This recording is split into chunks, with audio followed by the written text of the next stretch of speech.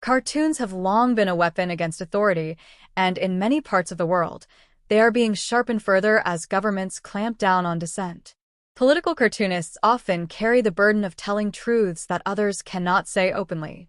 Their satirical drawings can spark debate, outrage, and sometimes even legal battles. For many governments, these images are not harmless jokes, but dangerous acts of defiance that challenge their legitimacy.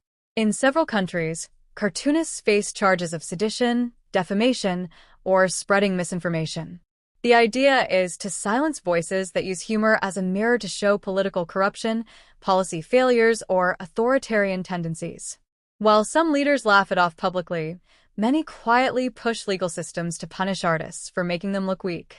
The risk is particularly high where press freedoms are limited, and cartoons can become one of the last remaining tools of resistance. Recent cases highlight how satire can provoke official anger. In authoritarian states, cartoonists have been jailed for mocking leaders or depicting them as clowns. Even in democracies, lawsuits and censorship campaigns often target those who lampoon ruling parties. The common thread is fear. Governments worry that simple drawings can cut deeper than long reports or speeches.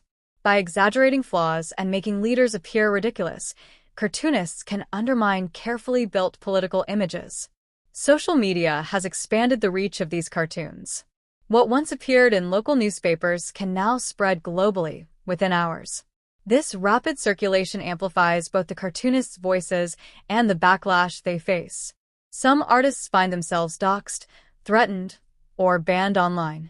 In a few cases, governments use cybercrime laws to justify arrests. These patterns suggest that cartoonists are not just cultural critics but frontline participants in battles over freedom of expression. For audiences, the humor in political cartoons often masks the seriousness of the issues raised. A simple caricature can convey government mismanagement, broken promises, or abuse of power more effectively than a detailed policy analysis. This power is precisely what makes governments uneasy.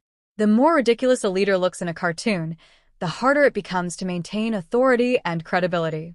Support for cartoonists often comes from human rights organizations and press freedom groups. They argue that satire is not a crime but a democratic necessity. Campaigns to free jailed cartoonists or defend their right to publish attract international attention, putting pressure on governments to back down. However, outcomes vary. Some artists are forced into exile, others self-censor to avoid retaliation, and a few continue their work despite constant harassment. The dynamic reflects a larger struggle between creativity and control. Cartoons can destabilize official narratives because they are easy to understand, hard to refute, and emotionally powerful. Governments that respond with heavy-handed punishments risk appearing insecure, which ironically reinforces the cartoonist's point. The cycle continues. The more leaders try to suppress satire, the more they reveal their vulnerability. Political cartoons remain a small but significant act of resistance.